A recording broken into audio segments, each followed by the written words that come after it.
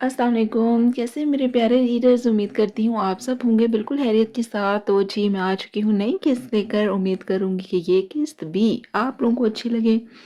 खैर अच्छी लगे बुरी लगे जैसी भी लगे, आपने कमेंट सेक्शन में अपनी राय का इजहार लाजमी करना है। अभी मैंने चैनल खोल कर नहीं देखा। आई नो आप सबको इंतज़ार होगा आज के एपिसोड का।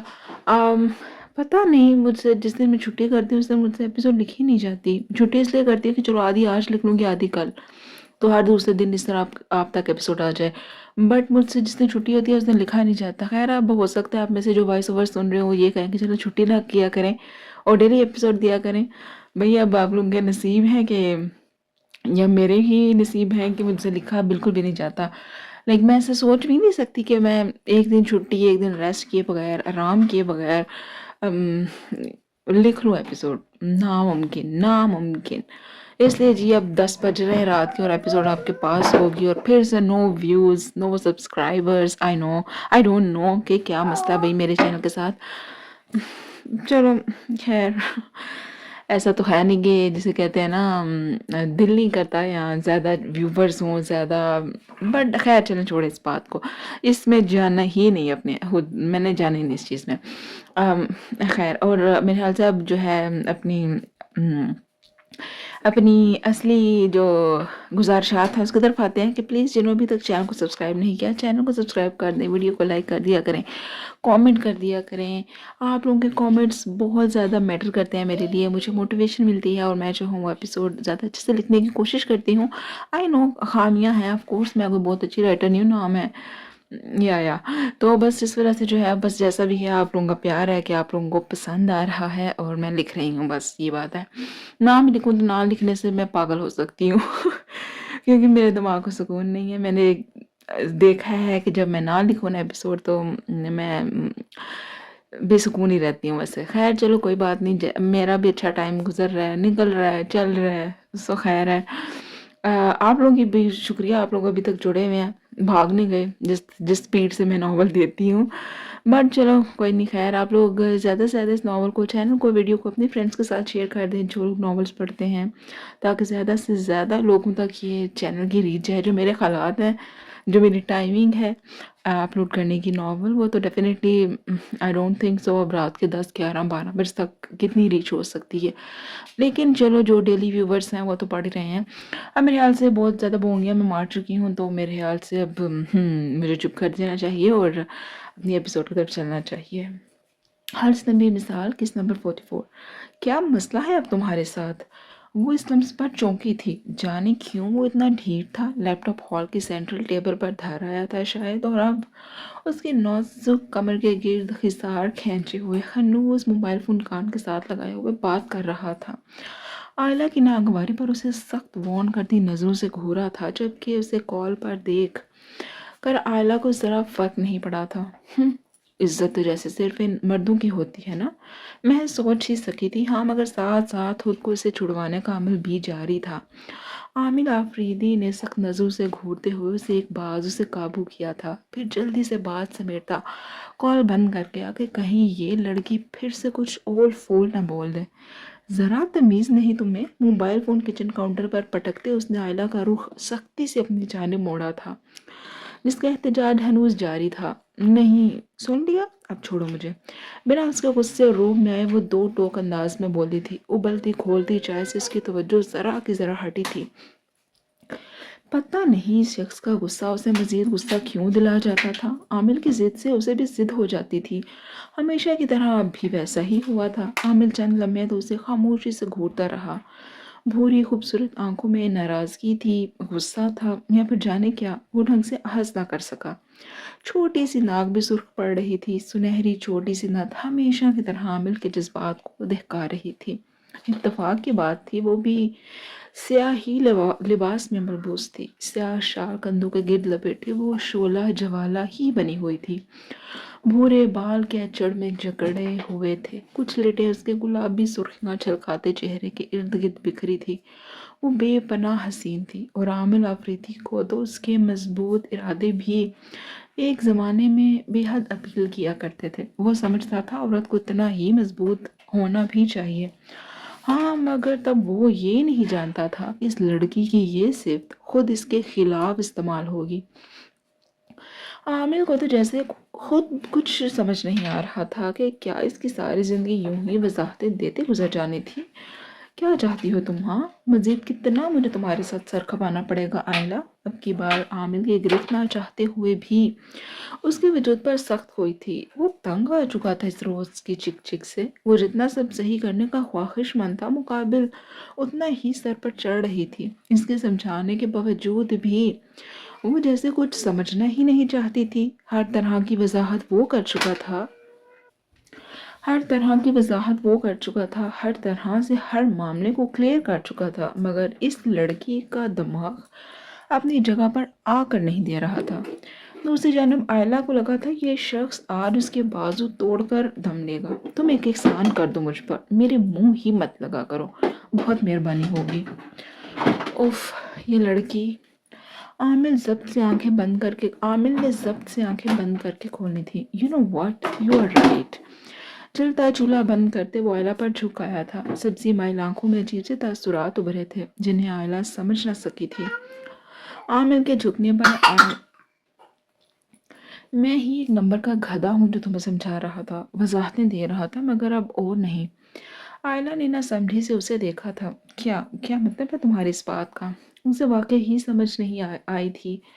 मतलब ये आयला बीबी कमजोर लोगों को इज्जत की जुबान समझ ही नहीं आती। उसकी भूरी आंखों में अपनी सब्ज आंखें गाड़े वो जैसे जब्त किया हरी मराखिल तय कर रहा था। ओह रियली, तुम इज्जत का मतलब भी जानते हो? आयला के चेहरे पर एक तमस्खराना मुस्कुराहट उभरी थी। आमिर के लब सख्ती से आपस में भिंच गए थे। मेरी जात पर, मुझ पर तुम किसी भी और लड़की को तरजीह दे रहे थे। तुम किसी भी और लड़की से शादी को तैयार थे। मेरी इस कदर तजलील के बाद ये इज्जत, जिल्लत और कम ज़रबी की बातें कम अज़ कम तुम्हारे मुंह पर नहीं जचती। इस कदर संजीदा सूरत हाल के बावजूद अब की बार आमिर के लबों पर मदहम मुस्कुराहट उभरी थी। ओह, तो कोई जल रहा है। माथे से थोड़े तक लकीर खींचते वो बड़े ही दिल फरेब अंदाज में कहा गया था। हाला का तो मुंह खिफ़्फ़त से लाल सुर्ख पड़ा था। ऐसा ऐसा कुछ भी नहीं। फिर तेजी से बोली थी। इस नहज पर उसने सोचा ही नहीं था। ये तजलील के नहीं, जलन के, शदीद तरीन जलन के आसार हैं माय वाइफ। चेहरे पर हनूस मुस्कुराहट थी। उसे आला की पतली होती हालत देखकर खूब मजा आ रहा था, जो कि खनूस उससे नजरें चुरा रही थी। तुम मान क्यों नहीं लेती कि इन सारे मामलात में से एक सिर्फ ये बात है जिस पर तुम्हें शदीद गुस्सा है? तुम्हें ये बात खुला रही है कि आयला सलमान अफरीदी के होते हुए आमिर अफरीदी भला उस पर किसी और को फुकीयत क्यों दे रहा था? दाएं हाथ की शहादत की उंगली से उसकी थोड़ी थामे वो कदरे झुका था। मखमूर आंखें भटक भटक कर उसके होंठों पर जा ठहरी थी, जिन्हें वो कंफ्यूज सी होती कुचल रही थी। उसे आयला का ये अंदाज एक अरसे बाद देखने को मिला था। एक जमाना वो भी था जब आमिर की मौजूदगी में वो यूं ही सिमट जाती थी, खामोश हो जाती थी। फिर हालात और किस्मत ने ऐसा पलटा खाया कि इनके दरमियान सब बदल गया था। दूर हटो, चाय लो और चलते बनो। वो उसका हाथ चेहरे से हटाते रुख फेरने ही लगी थी कि आमिर आफरीदी ने कोहनी से थामे उसकी ये कोशिश नाकाम बना दी थी। अब किस काफिर को चाय की तलब है मिसेस? उसकी कलाई थामे वो किचन से बाहर निकल आया था। आयला को तो मुंह खुला का खुला रह गया। पहले बताते तुम मुझे लेकर इस कदर तहफ़्फ़ुज़ात का शिकार हो, जल रही हो, सुलग सुलग रही हो, तो मैं पहले ही तुम्हारे खदशात दूर कर देता। वो मुस्कुराहट रोके उसे कलाई से थामते सीढ़ियाँ चढ़ने लगा था। वो भी साथ ही खिंचती जा रही थी। बात इस नहज तक पहुंच जाएगी इसका तो आयला को भी इल्म नहीं था। उससे क्या कोई भी लड़की इसकी जगह होती तो उसे बुरा लगता। उसका होने वाला शौहर उसके सिवा किसी से भी शादी को तैयार था। क्या ये बात बुरा मनाने वाली नहीं थी? बिल्कुल थी।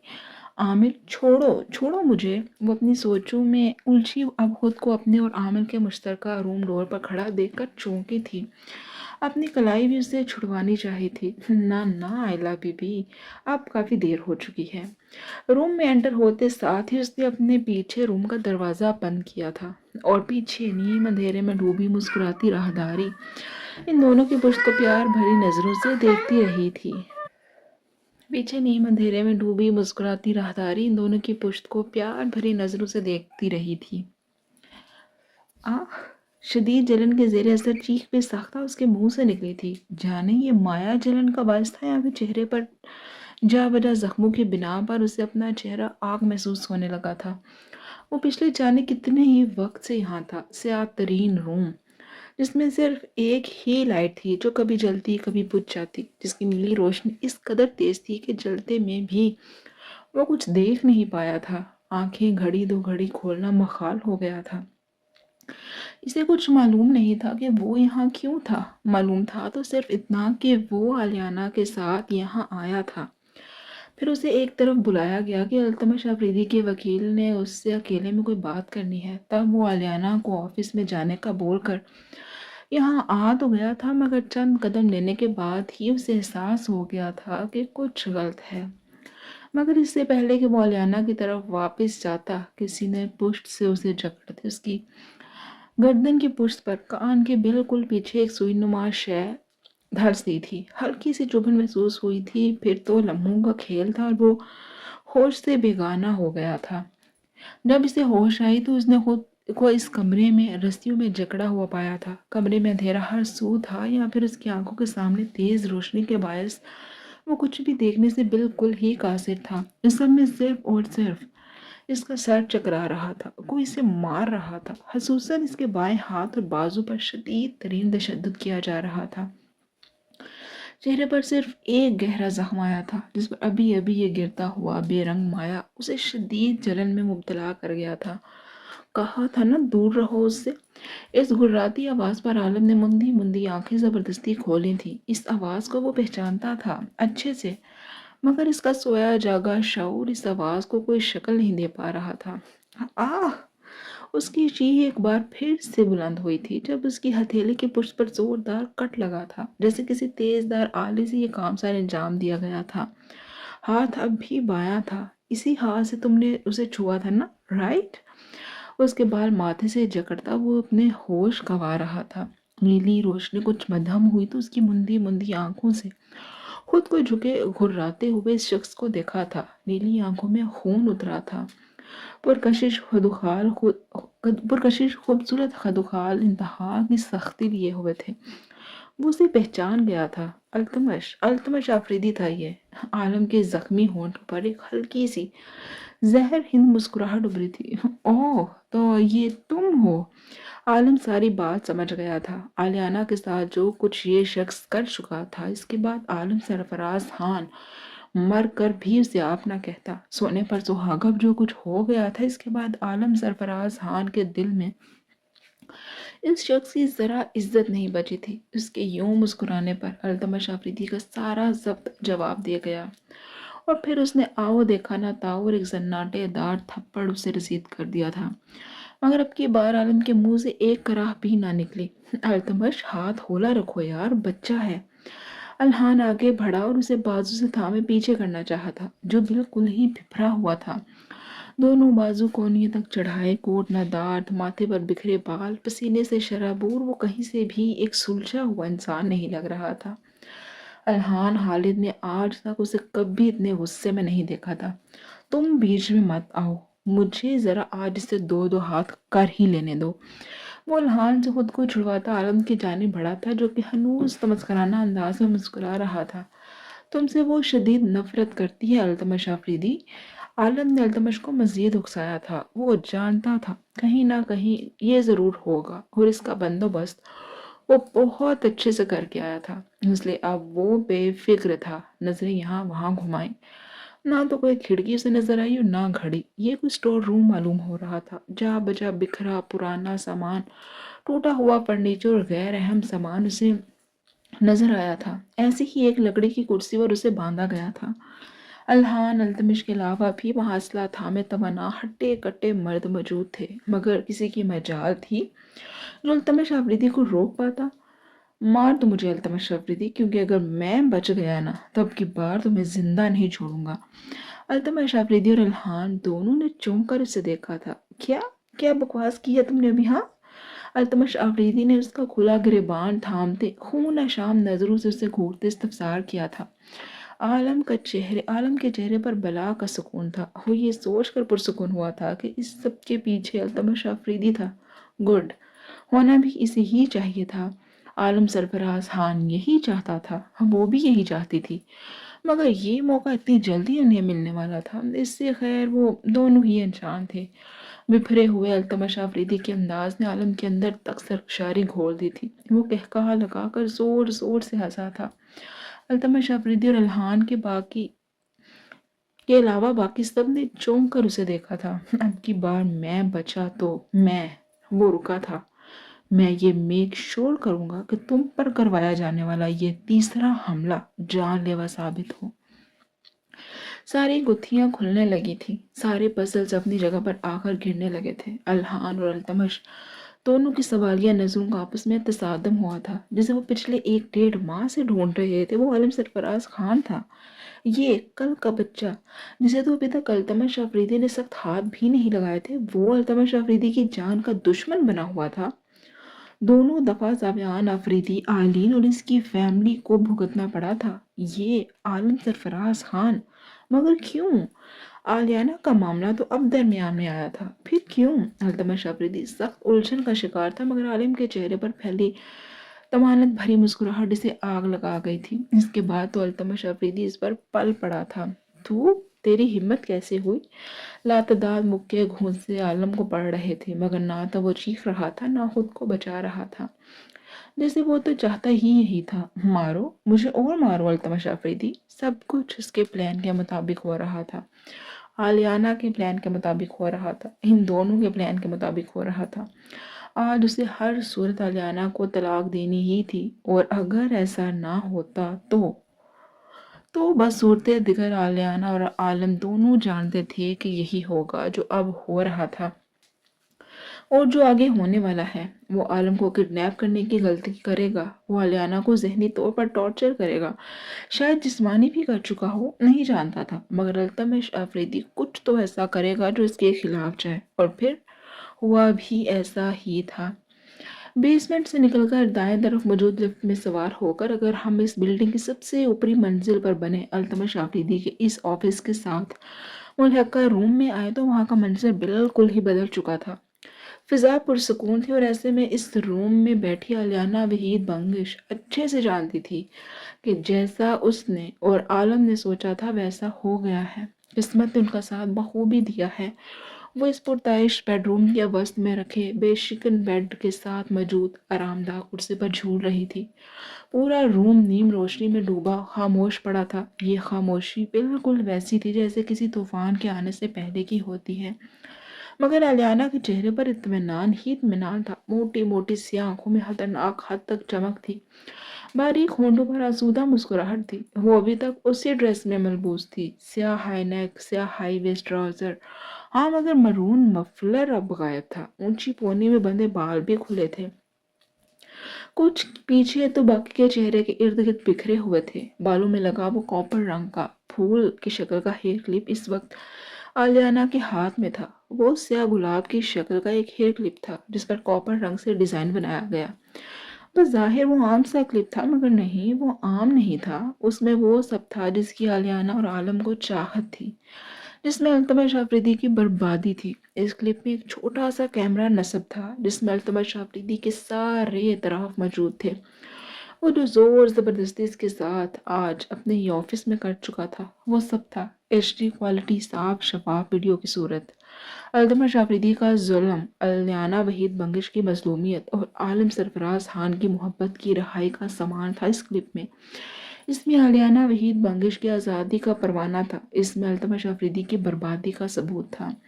ابھی کچھ دیر پہلے بنائی گئی ویڈیو سیو ہی اس اکاؤنٹ میں ہوئی تھی جو کہ عالم سرفراز خان کے ہائر کردہ وکیل کے لیپ ٹاپ میں لاگ ان تھا۔ وہ وکیل آج نہیں آیا تھا کیونکہ اسے نہیں آنا تھا۔ عالم کڈنیپ ہو گیا کیونکہ اسے کڈنیپ ہی ہونا تھا۔ آلیانہ وحید بنگش، التمش آفریدی، التمش آفریدی سیاست کے ابھرتے ستارے کی تحویل میں تھی، وہ بھی زبردستی۔ نہیں، آلیانہ کے ہونٹوں سے خوبصورت قہقہا روم کی فضا میں بکھرا تھا۔ وہ آج اپنی مرضی سے التمش آفریدی کے پاس آئی تھی، وہ آج ہی تو اپنی مرضی سے التمش آفریدی کے قریب آئی تھی۔ पुअर अल्तमश। वो बेड साइड पर धरी अल्तमश आफरीदी की बेपनाह खूबसूरत तस्वीर को देखकर मसनूई अफसोस से गोया हुई। आह, माय पुअर हस्बैंड। वो सरशारी के आलम में सर्द सांस भरती आरामदा कुर्सी के साथ टेक लगा गई थी। अब बस उससे उस वकील का इंतज़ार था, मीडिया का इंतज़ार था, अल्तमश आफरीदी की बर्बादी का इंतज़ार था। अपनी परफॉर्मेंस से वो मुतमईन थी। वो आलियाना वहीद बंगिश थी। उस पर जुल्म हुआ था मगर वो मजलूम बनकर नहीं रह सकती थी। वो अच्छे से जानती थी कि अपने लिए, अपने बेहतर मुस्तकबिल के लिए उसे खुद ही कुछ करना है। ये अलग बात थी कि पाकिस्तानी माशरे में उसे एक ऐसे दोस्त की ज़रूरत थी जो ना सिर्फ मर्द होता बल्कि उसके साथ मुखलिस तरीन होता, और वो उसे आलम सरफराज खान की शक्ल में मिल गया था। गुड, सब सही हो रहा था, आगे भी सब सही होगा। उसे उम्मीद थी, उसे मालूम था अब अगर वापस नीचे इस्लामाबाद के वस्त में बनी इस बिल्डिंग के बेसमेंट में आए तो यहाँ के हालात अब भी वैसे ही थे, या फिर शायद अब ये हुआ था कि आलम लहू लहान अधमुआ हुआ पड़ा था। वो सिर्फ अल्तमश अफरीदी का कसूरवार नहीं था, वो उसके पूरे खानदान का कसूरवार था। मगर इस सब में सबसे ज्यादा चौंका देने वाली बात आलम का रवैया था। अल्तमश अफरीदी तो गुस्से की आग में जल रहा था, मगर अल्हान का माथा आलम के इस कदर पुरसकून अंदाज में ठटका था। क्या था जो अभी मिसिंग था? क्या था जो उसका दिमाग समझ नहीं पा रहा था? ऐसा क्या था जो इसे अब भी उलझाए हुए था? कुछ था जो अभी निगाहों से ओझल था। फिर इसके दिमाग में झमाका हुआ। अल्तमश, अल्तमश भाभी कहाँ है? आलियाना के जिक्र पर तो अल्तमश अफरीदी का हर उज़ू कान बन जाता था, मतवज्जो हो जाता था। अभी वैसा ही हुआ था। आंखों में बेपनाह आग, गुस्सा लिए उसने अल्हान की जानिब देखा था, जैसे आलम के सामने इसके जिक्र पर भी अल्तमश अफरीदी के अंदर आग सी दहक गई थी। हा हा हा, आलम का कहकहा बहुत कुछ कह रहा था। तुम दोनों अकल से पैदल हो। आलम का अंदाज सरासर मजाक उड़ाता हुआ था। क्या बकवास है ये? क्या किया है तुमने? अल्तमश अफरीदी के लहजे में बेपनाह तपिश थी। तुम, वो फिर से हंसा था। तुम मुल्क संभालोगे? तुम मुल्क संभालोगे? Joke of this century.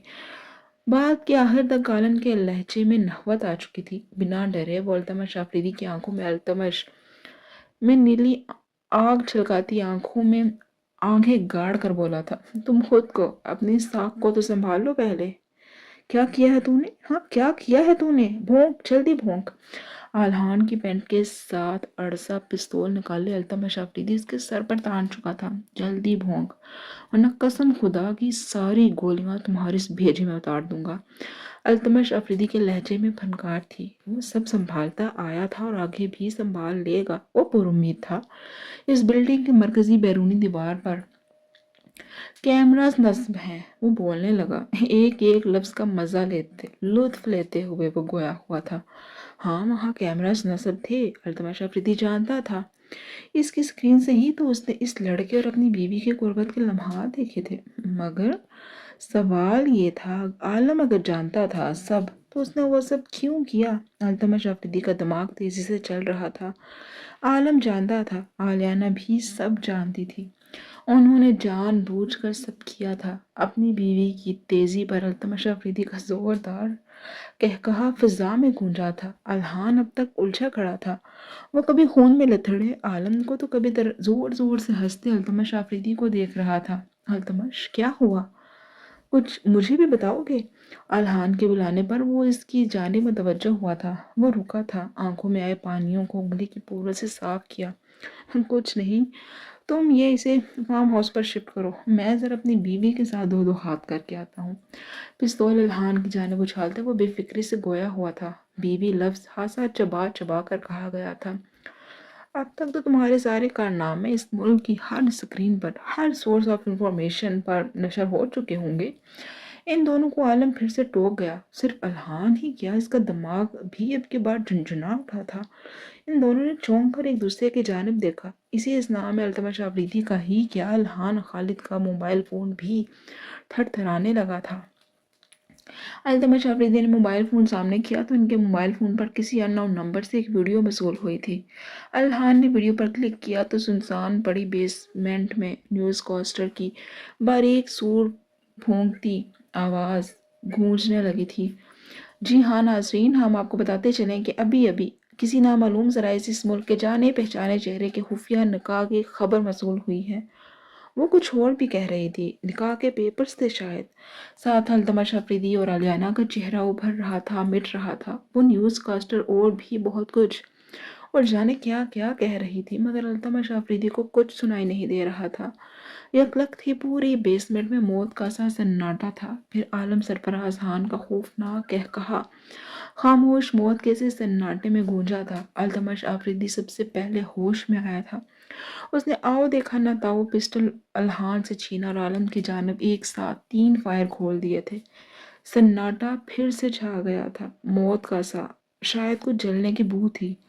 اس دھات کا گویا پسٹل سے نکلنا تھا یا پھر شاید دھات کا جسم کو چیڑنے کی آواز تھی، جو بھی تھا بے حد خوفناک تھا اس وقت بیسمنٹ کے اس کمرے میں۔ پھر وہ رکا نہیں، پسٹل وہیں پھینکتا۔ وہ اجلت بھرے انداز میں لفٹ کی جانب بڑھا۔ اس طرح بھی انداز میں اس نے لفٹ کا بٹن ایک ساتھ 4 دفعہ دبایا۔ لفٹ نہیں آئی تو وہ بنا کوئی بھی دیر کیے سیڑھیوں کی جانب بھاگا تھا۔ ساتھ ساتھ موبائل فون پر کوئی نمبر بھی ملا رہا تھا۔ بلڈنگ کے سب سے اوپری کمرے میں موجود نسوانی وجود میں حرکت ہوئی تھی۔ وہ ایک اداس سے اٹھی، کھڑکی سے پردے سرکائے تو باہر کے منظر گھور سیاہ پتلیوں پر نظر آنے لگے تھے۔ گاڑیاں، وینز آ رہی تھیں، رک رہی تھیں۔ لوگ جوک در جوک کیمراز ہاتھوں میں تھامے بلڈنگ کے باہر جمع ہو رہے تھے۔ اندر التمش افریدی کے ماتھے پر پسینے کے قطرے نمودار ہو رہے تھے۔ پتہ نہیں وہ کس فلور پر تھا، لیکن وہ بھاگ رہا تھا، سیڑھیاں چڑھتا جا رہا تھا۔ بھانت بھانت کے لوگ باہر دروازے پر جمع تھے، کیمرا سیٹ تھے، گاڑیاں مزید آ رہی تھیں، لوگ ویسے ہی نکل رہے تھے۔ التمش افریدی ابھی تک سب سے بلائی منزل تک نہیں پہنچا تھا۔ وہ گول گول زینے چڑھتا اوپر جا رہا تھا، موبائل فون کان کے ساتھ لگائے وہ چیخ رہا تھا کسی پر، کوئی نیا حکم دے رہا تھا، خبر کی نفی کر رہا تھا یا پھر پتہ نہیں کیا۔ وہ پریشان تھا، بے حد پریشان۔ اسے اپنے ہاتھوں سے سب چھوٹتا معلوم ہو رہا تھا۔ الہان نیچے بیسمنٹ کے دروازے سے باہر نکلتا نظر آیا تھا۔ باہر پارکنگ میں ایک سیاہ گاڑی آ کر رکی تھی، دروازہ کھولا اور لش پش جوتے باہر رکھے گئے تھے۔ پھر وہ خود نکلا تھا، سفید شرٹ کے ساتھ سیاہ پینٹ کوٹ میں ملبوس، سیاہ فائل ہاتھ میں تھامے جس میں وہ سب تھا۔ التمش افریدی کے خلاف ہر ثبوت تھا۔ الہان اب باقی مردوں کے ساتھ اس ہوش سے بیگانہ وجود کو لیے بلڈنگ کے پچھلے دروازے کی جانب بڑھ رہا تھا۔ التمش افریدی آخری منزل کے زینے طے کر رہا تھا۔ وقت ہاتھوں سے پھسل رہا تھا اور وقت آگے بڑھ بھی نہیں رہا تھا۔ سب کچھ جیسے ختم ہونے والا تھا۔ یوں سارے ملک کے سامنے اس کی عزت کی دھجیاں ایک بار پھر سے نہیں اڑ سکتی تھیں۔ یوں اس کی ساری محنت ضائع نہیں ہو سکتی تھی۔ یوں سب کچھ تباہ نہیں ہو سکتا تھا۔